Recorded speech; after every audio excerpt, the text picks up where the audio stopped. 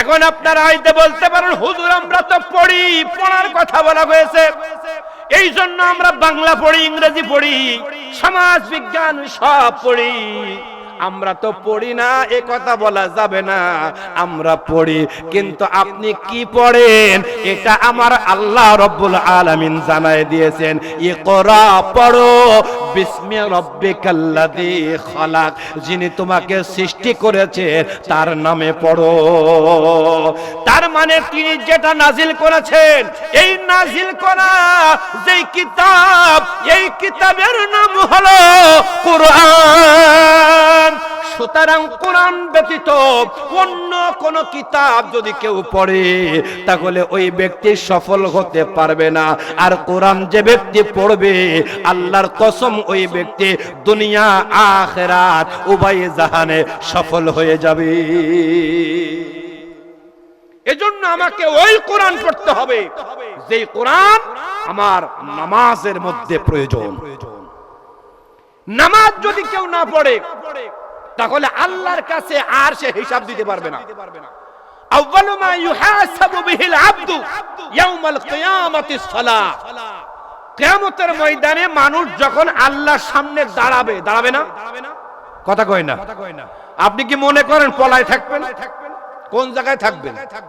গাছের আড়ালে গাছ থাকবে না, বিল্ডিং এর আড়ালে বিল্ডিং থাকবে না। কোন জায়গায় দাঁড়াবেন আপনি? আল্লাহ তো পুরো জমিনটাকে তামা বানিয়ে দেবে। কোন ফাঁক ফোকর থাকবে? উঁচু নিচে থাকবে না, সমান হয়ে যাবে, সমান হয়ে যাবে। ওই সময় আল্লাহর কাছ থেকে কেউ দূরে থাকার সুযোগ থাকবে না, সকলেই নিজেই ছুটে আসবে, ইয়া নাফসি ইয়া নাফসি।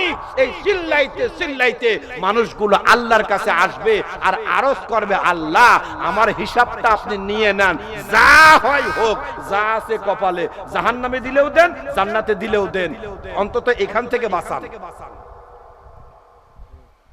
আল্লাহ তাআলা হিসাব নেবে। হাদিসে এসেছে সর্বপ্রথম যেই হিসাবটা আল্লাহ নেবে তার নাম হলো নামাজ। তাহলে নামাজ পড়তে কোরআন লাগে না? আমাদের দেশে বহু নামাজি আছে, বোম মারলেও সূরা ফাতিহা বেরোয় না। আছে না নেই? হ্যাঁ, চাচা নামাজ পড়তে পড়তে কপালে এত বড় দাগ বানায় ফেলেছে, লম্বা জামা, দাড়ি এত বড় লাল, চেহারা সুরত দেখলে মনে হয় এই মনে নয়ডার ফ্লাইটে মাত্র যশোরে ল্যান্ড করলো জান্নাত থেকে। চাচারে যদি বলা হয় চাচা সূরা কুরাইশটা পড়ো তো, তাহলে চাচা বলবে লিলাফি কুরাইশ ইলাফিহিম রিহলাতাশ শিতাই ওয়াবসাইট। কি পড়বে? রিহলাতাশ শিতাই ওয়াবসাইট। আচ্ছা, ওয়েবসাইট হলে কি হয়? কথা কয় না। লিলাফি কুরাইশ ইলাফিহিম রিহলাতাশ শিতাই ওয়েবসাইট। ফুটবল খেলার মধ্যে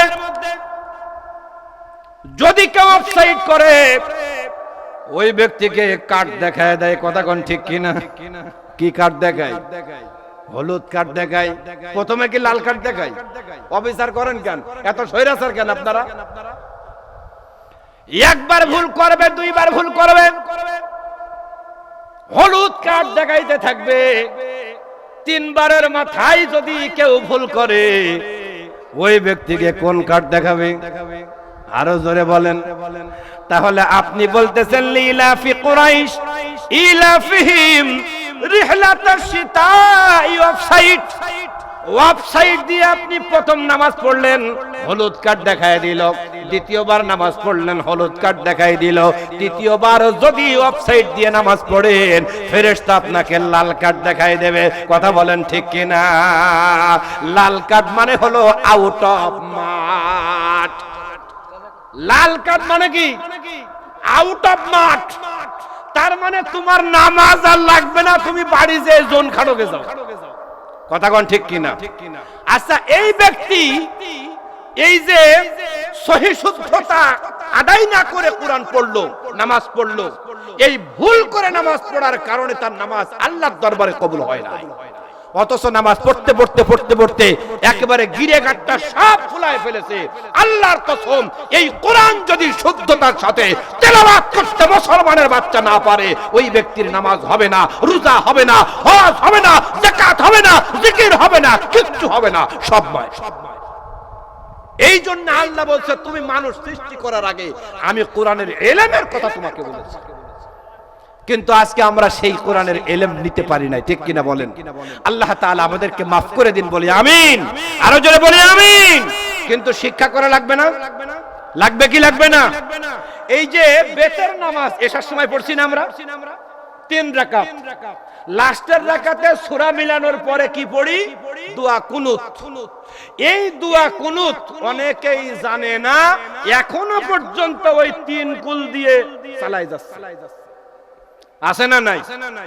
ও ভাই, ও কয়দিন কথা কয় না, কয়দিন চালাবেন আপনি? 40 দিন সর্বোচ্চ। কয়দিন? এটা উলামায়ে কেরাম একটা সহজ নিয়ম করে দিয়েছেন, সর্বোচ্চ 40 দিন। কারণ এই 40 দিনের মধ্যে ওই আল্লাহুম্মা ইন্না নাস্তাঈনুকা ওয়া নাস্তাগফিরুকা ও 3-4 লাইন ও দোয়া মুখস্থ করা যায়। কথা কয় না? যায় না? তাহলে আপনার জন্য সর্বোচ্চ 40 দিন, 41 দিন ওই 3 কুল আজ চলবে না, ও ডেট এক্সপায়ার। তাইলে এক্সপায়ারি মাল নিয়ে আজকে 40 বছর চলতেছেন, আপনি হিসাব করছেন? এই ইসলামী পাঠাগারের একটা অংশ আছে কোরআন শিক্ষা, আছে না নাই? তাইলে আপনি আপনার সন্তান, আপনি আপনার সন্তান, আপনার স্ত্রী, আপনার অধীনে যারা আছে, আপনি প্রত্যেককেই এই পাঠাগারের কোরআন শিক্ষার কার্যালয়ে পাঠাবেন।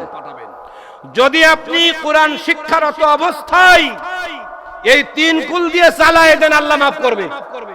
কিন্তু যদি আপনি এই শিক্ষার মানসিকতা না রেখে ওই 3 কুল দিয়ে চালায় দেন, আপনার দোয়া কুনুত, এই বেতের নামাজ আল্লাহর দরবারে কবুল হবে না, হবে না, হবে না, গ্যারান্টি দিয়ে দিলাম। এজন্য আমাদের সকলের দরকার এই আল হিকমা ইসলামী পাঠাগার সমাজ কল্যাণ পরিষদের সাথে যুক্ত হওয়া। কারণ এরা আপনার A to Z একটা মানুষের শুরু থেকে শেষ পর্যন্ত যা কিছু প্রয়োজন সবগুলা এই সমাজ কল্যাণ পরিষদের উদ্যোগেই ওনারা তৈরি করার মতো মানসিকতা রেখেছেন। আল্লাহ তাআলা কবুল করুন, বলি আমিন।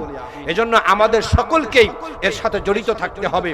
আমার মেধা দিয়ে যদি আমার টাকা না থাকে, আমি মেধা দেব। মেধাও যদি না থাকে, আমি শ্রম দেব। ঠিক কিনা? যার টাকা দেওয়ার ক্যাপাসিটি আছে সে টাকা দেবে, যার টাকা দেওয়ার ক্যাপাসিটি নাই, বুদ্ধি আছে, অশিক্ষিত হলে কি হবে? বুদ্ধি আছে, আছে না নাই? বহু লোক আছে অশিক্ষিত, কিন্তু তার কাছে উকিলরাও পারে না। এই হলো কুদরতি জ্ঞান। তাইলে আপনি সেই জ্ঞান দেন, সেই জ্ঞান আপনি দেন যেই জ্ঞানের মাধ্যমে কষা পুত্তি গেলেও টাকা নেছেন, উঠতে গেলেও টাকা নেছেন। আছে না নাই? এই কষা পুতা লোক আছেন, পুত্তি গেলেও টাকা, উঠতে গেলেও টাকা। ওরে আল্লাহ! চোরে কয় চুরি কর, গৃহস্থরে কয় একটু সাবধানে থাকিস। তোমার বুদ্ধি কম না, তোমার বুদ্ধি কম না, ওই বুদ্ধিটা একটু জায়গায় লাগাও। এই বুদ্ধি দিয়ে যে গুনাহ করেছো হয়তো বা এর ওসিলা আল্লাহ মাফ করে দেবে। ঠিক কিনা বলেন? এখন তোমার বুদ্ধি দেওয়ার কায়দা নাই, তাইলে একটু শ্রম দাও। যদি তাও না পারো, দোয়া করে দাও। ঠিক কিনা? তাও অন্তত আল্লাহর কাছে গিয়ে বলতে পারবে যে আল্লাহ আমি ছিলাম, আমি ছিলাম। আল্লাহ ওই পিছনের কাতারে কি হবে? আমি তো ছিলাম। আল্লাহ দয়া করে একটু মাফ করা যায় না? আল্লাহ তো রহমান, আল্লাহ রহিম, আল্লাহ মাফ করবে না বলুন? তাইলে আমাদের সকলকে এর সাথে জড়িত থাকতে হবে। রাজি আছেন ইনশাআল্লাহ? রাজি আছেন? তাইলে আমরা সবাই মিলে পার্টিসিপেট করব এই আল হিকমা ইসলামী পাঠাগার ও সমাজ কল্যাণ পরিষদের। সেক্ষেত্রে আমাদের যেহেতু আমার পরবর্তী আকর্ষণ, আমিও তার ভক্ত আলহামদুলিল্লাহ, ওনারা যেহেতু চলে এসেছেন আপনাদেরকে সুস্থ বিনোদন দিবেন, তো তার আগে আমি কিছু কথা বলেই শেষ করব। আপনারা যদি আমার কথা না শোনেন তাইলে শেষ হবে না।